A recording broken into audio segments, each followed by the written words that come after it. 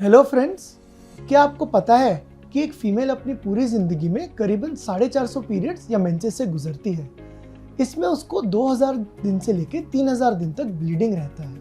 Yes, ये एक shocking number है, पर जो मैं आपको आगे कहने वाला हूँ ये उससे भी ज़्यादा शॉकिंग है। कई औरतों में ऐसी बीमारी पाई जाती है जिसमें महीने में 4 से 5 दिन होने वाली ब्लीडिंग कभी 10 से 12 दिन तक भी कंटिन्यूस चलती रहती है। यस, इस बीमारी का नाम है एडिनोमाइसिस। मैं डॉक्टर कुणाल अरोरा, मुंबई में स्थित एक इंटरवेंशनल रेडियोलॉजिस्ट हूँ। हम इस वीडियो में इस बीमारी के बारे में डिटेल में बात करेंगे और जानेंगे कि एडिनोमाइसिस क्या है, इसके कारण, लक्षण और इसका डायग्नोसिस कैसे किया जाता है। एडिनोमाइसिस के टाइप्स के बारे में डिस्कस करेंगे और फिर इसके ट्रीटमेंट में मेडिकल ऑप्शंस, सर्जिकल ऑप्शंस के बारे में बात करते हुए हम अंत में बात करेंगे इसके नॉन सर्जिकल ट्रीटमेंट के बारे में, जिससे इस बीमारी को ट्रीट कर सकते हैं। तो चलिए आगे बढ़ते हैं। तो चलिए सबसे पहले जानते हैं कि एडिनोमाइसिस क्या होता है। एडिनोमाइसिस एक बिनाइन या फिर नॉन कैंसरस कंडीशन होती है जिसमें एंडोमेट्रियल टिश्यू मायोमेट्रियम के अंदर ग्रो करता है। ये एंडोमेट्रियम और मायोमेट्रियम का क्या मतलब होता है, इसको समझने के लिए हमको पहले यूट्रस के लेयर्स या फिर वॉल्स के बारे में जानना पड़ेगा। सबसे अंदरूनी लेयर जो होती है उसको एंडोमेट्रियम बोला जाता है। ये मेंस्ट्रुएशन के दौरान ब्लीड करती है या फिर शेड होती है। इसके बाहर रहने वाली लेयर को मायोमेट्रियम बोला जाता है। ये गर्भाशय की मस्कुलर लेयर होती है। ये यूट्रस को स्ट्रेंथ और इलास्टिसिटी प्रोवाइड करती है और पीरियड्स और डिलीवरी के दौरान ये कॉन्ट्रैक्ट होती है, जिससे कि पीरियड्स होते हैं और डिलीवरी होती है। और इसके बाहर होने वाली लेयर जो सबसे आउटर लेयर होती है उसको पेरीमेट्रियम बोला जाता है। तो एडिनोमाइसिस तब होता है जब एंडोमेट्रियम टिश्यू मायोमेट्रियम के अंदर ग्रो करने लगता है। ये अनेक कारणों की वजह से हो सकता है। मेंस्ट्रुअल साइकिल में एंडोमेट्रियम की ही तरह ये मायोमेट्रियम में पाने जाने वाला एंडोमेट्रियल टिश्यू ग्रो करता है और वो फिर ब्लीड करना चालू होता है। क्योंकि इसका बाहर आने का कोई रास्ता नहीं होता, इसलिए अंदर ही वो क्लॉट्स जमा होने चालू होते हैं, जिसकी वजह से पेशेंट्स को सारे सिम्टम दिखते हैं। तो अब जानते हैं एडिनोमाइसिस के क्या कारण या लक्षण होते हैं। एडिनोमाइसिस आमतौर पे मिडिल एज फीमेल जो कि 35 से 45 साल की महिला है उनमें देखा जाता है। कई केसेस आजकल यंगर फीमेल्स में भी पाए जा रहे हैं। इसके होने के कारण अभी तक पूरी तरह समझे नहीं गए हैं, लेकिन कुछ फैक्टर जरूर हैं जो इसको ट्रिगर कर सकते हैं। सबसे पहला होता है ईस्ट्रोजन हार्मोन का होना। अगर किसी पेशेंट के पीरियड शॉर्ट है या फिर वो ज़्यादा बार प्रेग्नेंट हुई है तो उनकी बॉडी में ईस्ट्रोजन की मात्रा ज़्यादा होती है। ये एक कारण हो सकता है एडिनोमाइसिस होने का। दूसरा पॉसिबल रीजन होता है हॉर्मोन्स, जैसे कि प्रोजेस्टेरॉन, प्रोलैक्टिन या FSH, जो कि एंडोमेट्रियम की ग्रोथ में मदद करते हैं।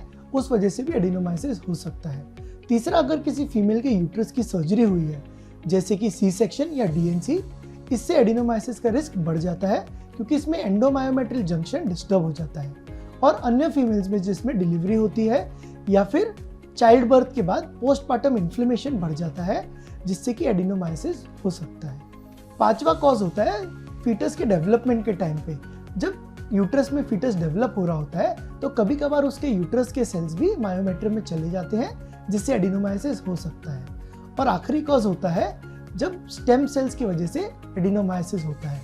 कभी कभार हमारे बोन मैरो में पाए जाने वाले स्टेम सेल्स मायोमेट्रियम में चले जाते हैं, जिससे एडिनोमाइसिस होता है। तो अब जानते हैं एडिनोमाइसिस के क्या कॉमन लक्षण या सिम्टम होते हैं। सबसे पहला इसका लक्षण होता है पीरियड से जुड़ी हुई समस्याएं या फिर एब्नॉर्मल यूट्राइन ब्लीडिंग। इसमें ज़्यादा ब्लीडिंग होती है, लंबे समय तक ब्लीडिंग पीरियड्स के दौरान चलती है, या फिर कई केसेस में पीरियड शुरू होने से पहले भी ब्लीडिंग होती है। अगर किसी महिला को 7 दिन से ज़्यादा ब्लीडिंग कंटिन्यूस हो रही है तो उसको एडिनोमाइसिस सस्पेक्ट करना चाहिए। इसके बाद सिम्टम आता है पेन। ये पेन पेशेंट को पीरियड्स के दौरान काफ़ी एक्सट्रीम लेवल का होता है और एक क्रैम्पी टाइप का पेन होता है। कई फीमेल्स में संबंध बनाने के दौरान भी पेन होता है। तीसरे टाइप का सिम्टम होता है जो कि प्रेगनेंसी से जुड़ा होता है। कई फीमेल्स में एडिनोमाइसिस की वजह से वो प्रेग्नेंट नहीं हो पाती हैं, या कई फीमेल जो प्रेग्नेंट होती हैं उनमें एबॉर्शंस होते हैं। चौथे सिम्टम, जबकि एंडोमेट्रियम ग्रोथ ज़्यादा हो जाता है और मायोमेट्रियम में मास बड़ा हो जाता है तो वो प्रेशर सिम्टम्स कॉज करता है, जैसे कि पेट में दबाव या पेट का फूला हुआ महसूस होना, यूरिन करने में तकलीफ होना, और तीसरा कॉन्स्टिपेशन होना। एडिनोमाइसिस इतनी कॉमन बीमारी होने के बाद भी बहुत सारे केसेस में अनडायग्नोस्ड रह जाती है। तो चलो पता लगाते हैं कि इसके डायग्नोसिस के लिए क्या क्या टेस्ट करने ज़रूरी होते हैं। सबसे पहले महिला का पेल्विक एग्जामिनेशन किया जाएगा और उसके बाद उनको कुछ टेस्ट करने बोले जाएंगे। उसमें सबसे महत्वपूर्ण होता है पेल्विक अल्ट्रासाउंड। ये टेस्ट में आपका यूट्रस का साइज, एडिनोमायोसिस का साइज, एंडोमेट्रियम मायोमेट्रियल जंक्शन के बारे में जांच की जाती है। इसके बाद कुछ डाउटफुल अगर कोई केस होता है तो पेशेंट को पेल्विक एमआरआई स्कैन बोला जाता है। पेल्विक एमआरआई स्कैन ऐसा स्कैन होता है जिसके अंदर हमें डायरेक्टली एंडोमायोमेट्रियल जंक्शन दिखता है, एडिनोमायोसिस की गांठ का साइज, अगर उसके अंदर कोई सिस्ट्स है वो दिखते हैं, और इसके टाइप्स और ग्रेड्स को भी हम आधार से बता सकते हैं। तो अब जानते हैं कि एडिनोमायोसिस क्या टाइप्स का होता है। पहला होता है फोकल एडिनोमायोसिस, जिसमें एंडोमेट्रियल टिश्यू यूट्रस के सिर्फ एक ही हिस्से में बढ़ रहा होता है। दूसरा होता है एडिनोमायोमा। जब ये फोकल एडिनोमायोसिस टिश्यू बड़ा हो जाता है और एक गांठ का रूप ले लेता है तो वो एडिनोमायोमा बन जाता है। इसको फाइब्रॉइड के साथ भी कभी कभार कंफ्यूज किया जाता है। तीसरा होता है डिफ्यूज एडिनोमायोसिस। इसमें एंडोमेट्रियल टिश्यू पूरे यूट्रस में स्प्रेड हो जाता है और यूट्रस का साइज काफी बड़ा कर देता है। सिवियरिटी के आधार पर हम एडिनोमायोसिस को 4 स्टेजेस में क्लासिफाई कर सकते हैं। पहला होता है माइल्ड एडिनोमायोसिस। इसके अंदर यूट्रस का साइज नॉर्मल रहता है और सिम्टम्स भी काफी कम होते हैं। इसे डायग्नोस करना थोड़ा मुश्किल होता है। इसके बाद मॉडरेट एडिनोमायोसिस। इसमें यूट्रस का साइज थोड़ा नॉर्मल से ज्यादा होता है और पेशेंट्स को सिम्टम्स जैसे कि ब्लीडिंग या पेन शुरू हो जाते हैं। तीसरा होता है सीवियर एडिनोमायोसिस। यहाँ यूट्रस का साइज काफी बड़ा हो जाता है और पेशेंट्स की सिवियरिटी भी बढ़ जाती है। चौथा एडवांस्ड एडिनोमायोसिस। इस स्टेज में पेशेंट का यूट्रस पूरा डिस्टॉर्ट हो जाता है और कभी कभार यूट्रस के बाहर भी ये एंडोमेट्रियल टिश्यू पाया जाता है। चलिए अभी मेन पार्ट पे बात करते हैं कि एडिनोमायोसिस को डायग्नोसिस के बाद उसे कैसे ट्रीट कर सकते हैं। ट्रीटमेंट ऑप्शन में मेडिकेशंस और सर्जिकल विकल्प दोनों उपलब्ध हैं। इसके अलावा नॉन सर्जिकल विकल्प भी उपलब्ध है जिसके बारे में हम बात करेंगे। तो मेडिकेशंस के अंदर पेशेंट के दर्द के लिए पेन किलर मेडिकेशंस जैसे कि आइबुप्रोफेन देके पेन कंट्रोल किया जाता है।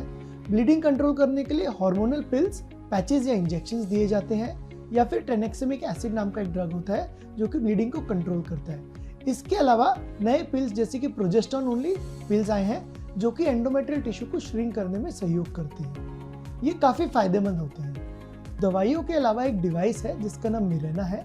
ये डिवाइस यूट्रस के अंदर इंसर्ट किया जाता है और इसमें प्रोजेस्टेरोन हार्मोन रिलीज होता है जिससे कि एंडोमेट्रियम का ग्रोथ रुक जाता है। ये गर्भ निरोधक डिवाइस के तौर पे काम करता है। इसके अलावा अगर पेशेंट की स्टेज ज़्यादा है और उसको सिम्टम्स मेडिसिन के बाद भी कंट्रोल नहीं हो रहे हैं तो उनको सर्जिकल विकल्प ऑफर किया जा सकता है। इसके अंदर मायोमेक्टोमी जो कि ओनली फोकल एडिनोमायोसिस में कर सकते हैं, और हिस्टेरेक्टोमी ये दूसरा विकल्प है जिसके अंदर यूट्रस कंप्लीटली निकाल दिया जाता है। ये दोनों ट्रीटमेंट हम ऑफर कर सकते हैं। कई पेशेंट्स को जिनको फैमिली प्लानिंग करनी होती है या फिर जिनको प्रेगनेंसी की चाहत होती है वो ये सर्जिकल ऑप्शन नहीं ले सकते हैं क्योंकि इसके अंदर आपका पूरा यूट्रस निकाल दिया जाता है।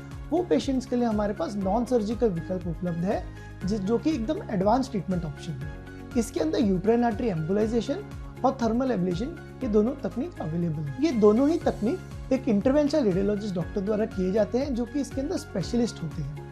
यूट्राइन आर्टरी एम्बोलाइजेशन में ये एक मिनिमली इन्वेजिव प्रोसीजर है जिसके अंदर हम सिलेक्टिवली जाके यूट्राइन आर्टरीज जो कि एडिनोमायोसिस को सप्लाई करते हैं उसका ब्लड सप्लाई बंद कर देते हैं।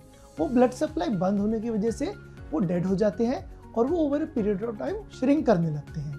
ये प्रोसीजर तो आमतौर पे फाइब्रॉइड्स के लिए सालों से यूज हो रहा है पर इसका रिजल्ट अभी एडिनोमायोसिस में भी काफी अच्छा देखा गया है। एब्लेशन भी एक और दूसरा ऑप्शन है जो कि एकदम नया ट्रीटमेंट है। इसके अंदर हम एक एंटीना या फिर नीडल द्वारा वो एडिनोमायोमा में डायरेक्टली उसको इंसर्ट करते हैं और उसको हीट देते हैं। वो हीट देने की वजह से वो टिश्यू डेड हो जाता है और वो फिर बाद में श्रिंक हो जाता है। ये दोनों ही प्रोसीजर्स एक मिनिमली इन्वेजिव प्रोसीजर्स हैं जिसमें कॉम्प्लिकेशन कम होते हैं, बिना कोई चीरे टाके के किए जाते हैं और इसमें रिकवरी भी काफ़ी जल्दी होती है। अब जानते हैं कि कौन से पेशेंट्स को यूएई या फिर यूट्राइन आर्टरी एम्बोलाइजेशन और थर्मल एब्लेशन प्रोसीजर कराना चाहिए। ये दोनों प्रोसीजर्स एक मिनिमली इन्वेजिव प्रोसीजर होने की वजह से वो फीमेल्स के लिए रिजर्व रहते हैं जो कि फर्टिलिटी प्रिजर्व करना चाहते हैं या फिर वो आगे जाके प्रेग्नेंट होना चाहते हैं। इसके अलावा अगर पेशेंट को सर्जरी या फिर हिस्टेरेक्टोमी नहीं करनी है वो पेशेंट्स भी इससे लाभ ले सकते हैं। अब जानते हैं कि ये दोनों प्रोसीजर्स के क्या सक्सेस रेट होते हैं और इसके क्या साइड इफेक्ट्स होते हैं। ये दोनों प्रोसीजर्स काफ़ी प्रॉमिसिंग है। इनके टेक्निकल सक्सेस रेट 90 to 95% होते हैं और क्लिनिकल सक्सेस रेट मतलब सिम्टम्स में राहत, वो पेन का सिम्टम हो या ब्लीडिंग का सिम्टम हो, उसमें 85 to 90% राहत मिलती है। और 95% केसेस में जो फीमेल्स को गायनेक ने हिस्टेरेक्टोमी एडवाइस की थी उनमें बिना सर्जरी के हम सिम्टम में राहत देने में सक्षम हुए। और इसका रिकरेंस रेट भी काफ़ी कम रहता है जो कि 8 से 10% ही रहता है। ये प्रोसीजर्स दोनों सेफ प्रोसीजर हैं और इनके साइड इफेक्ट्स काफ़ी कम रहते हैं। माइनर साइड इफेक्ट जैसे कि पेन और इन्फेक्शन हो सकते हैं। तो चलिए अब वीडियो के अंत में आ गए हैं। तो हमने आज इस वीडियो में एडिनोमाइसिस के बारे में बात की है और इसके ट्रीटमेंट ऑप्शंस में भी डिस्कस किया है। तो अगर आपको एडिनोमाइसिस के कोई सिम्टम्स हैं तो आप जल्द से जल्द चेकअप करवाइए और हमारे आने वाले वीडियो में हम एडिनोमाइसिस के अंदर एक यूट्राइन आर्टरी एम्बोलाइजेशन का केस स्टडी को भी आपको प्रेजेंट करेंगे। अगर आपको वीडियो अच्छा लगा है तो आप प्लीज़ सब्सक्राइब कीजिए। Thank you for watching.